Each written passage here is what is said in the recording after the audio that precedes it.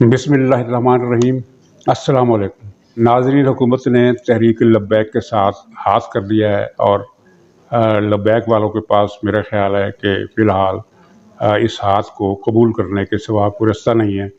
کیونکہ اتنی جلدی وہ اپنا رد عمل نہیں دے سکتی، کیونکہ ایک بار وہ اٹھ گئی ہے میدان سے اور اس کے کارکن بھی تھکے ہوئے ہیں، لیکن ہاتھ بڑا غضب کا ہوا ہے۔ یہ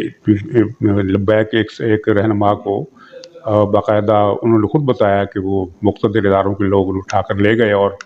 بات چیت کی، اور بات چیت میں بہت ساری یقین دہانیاں بھی کرائیں،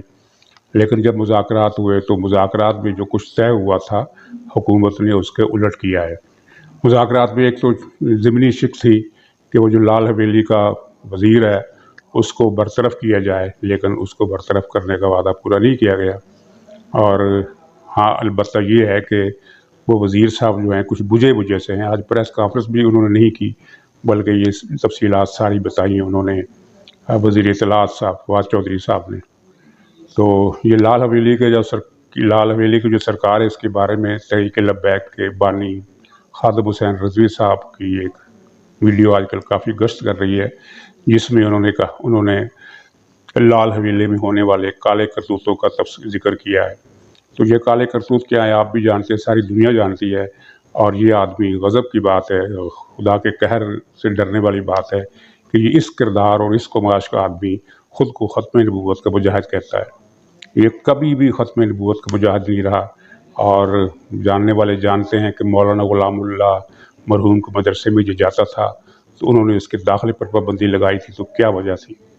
تو خیر اس بارے میں جانے کی ضرورت نہیں ہے۔ دوسرا ہاتھ جو کیا ہے کہ اس کا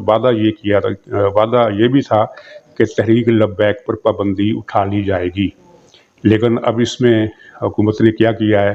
کہ ایک تو وزارت داخلہ کے ذرائع بتا رہے ہیں کہ پابندی اٹھانے کا کوئی فیصلہ نہیں ہوا، البتہ تحریک لبیک والوں سے کہا گیا ہے کہ وہ ایک درخواست دیں پنجاب گورنمنٹ وفاقی گورنمنٹ سے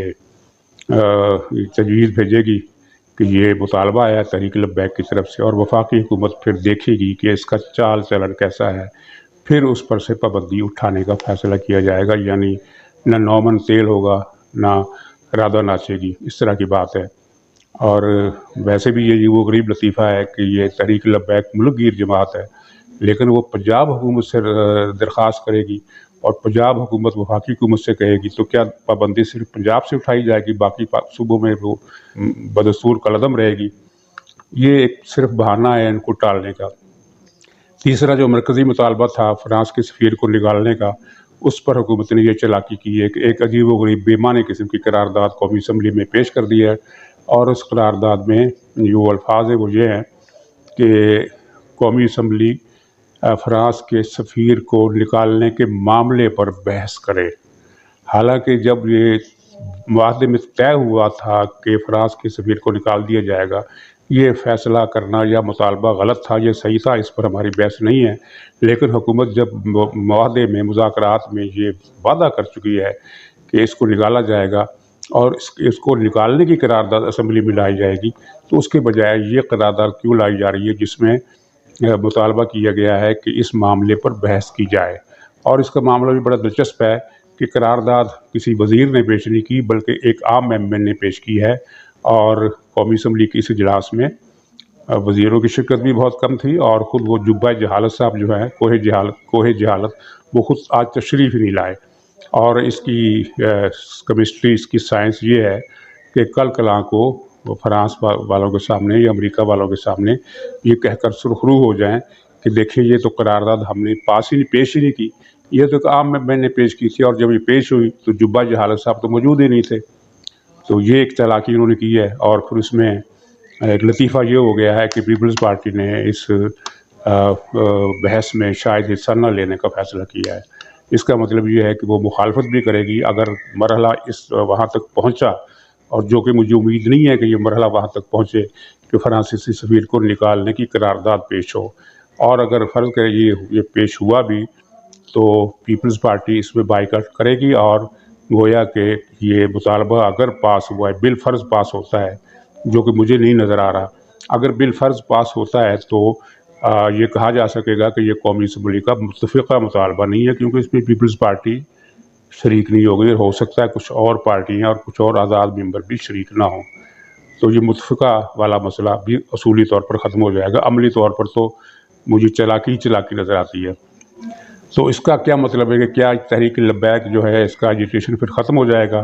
یہ حکومت کا خیال ہے، لیکن میرا خیال ہے کہ ایسا تو نہیں ہو سکتا۔ لگتا نہیں ہے کہ تحریک لبیک ٹھیک ہے، وقتی طور پر ٹریپ میں آ گئے ہیں لبیک کے قائدین، اور وقتی طور پر ان کی تحریک جو ہے وہ ایک تعطل میں چلی گئی ہے، لیکن جب حکومت اپنی چلاکی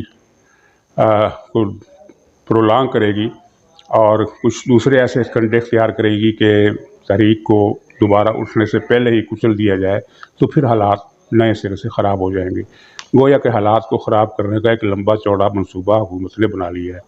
اور ویسے بھی یہ سارے معاملات جو ان کا اگر بیک گراؤنڈ دیکھا جائے تو بہت ہی پراسرار ہیں۔ اور ناظرین، مجھے تو یہ لگتا ہے کہ یہ سارا فتنہ فساد جو حکومت کی کوششوں سے شروع ہوا ہے، یعنی جس میں 4 پولیس والے اور 6 لبیک کے کارکن، 10 افراد شہید ہوئے ہیں اور سینکڑوں ہزاروں زخمی ہوئے ہیں، کروڑوں اربوں کی بلاک تباہ ہوئی ہیں۔ تو یہ سارا جو کھلواڑ ہے،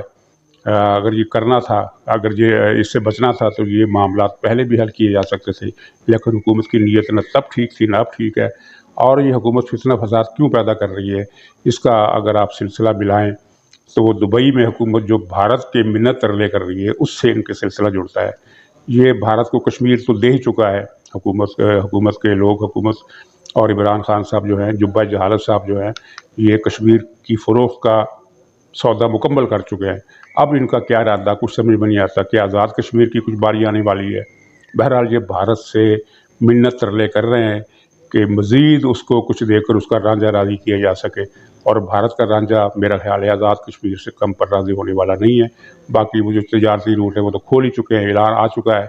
کہ بھارت جو ہے پاکستان کے راستے افغانستان تجارت کر سکتا ہے۔ یہ وہ معاملہ تھا جو نواز شریف کے دور میں باعزت طریقے سے ہو سکتا تھا، اور نواز شریف نے کوشش بھی کی تھی، لیکن وہ ناکام بنا دی گئی۔ اور اب وہی چیز جو باعزت اور برابری کے اصولوں پر ہونی تھی، جس سے پاکستان کو بھی فائدہ ہونا تھا، اب وہ لیٹ کر بھارت کے سامنے جھک کر، اور یہ کوئی اتنی تعجب کی بات نہیں ہے، اس سے پہلے پرویز مشرف بھی آگرہ جا کر بھارت کے سامنے گھٹنے ٹیک چکا ہے۔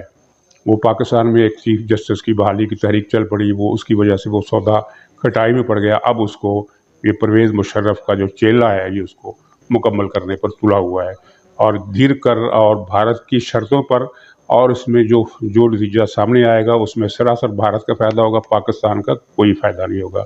تو ناظرین، یہ وہ گیم ہے جس کے ذریعے یہ فتنہ فساد اور دوسرے فتنے اور دوسرے انارکی کے ماحول پیدا کیے جا رہے ہیں۔ تو دیکھیے پاکستان اور بھارت کے معاملے میں ہماری اور کون سی رسوائی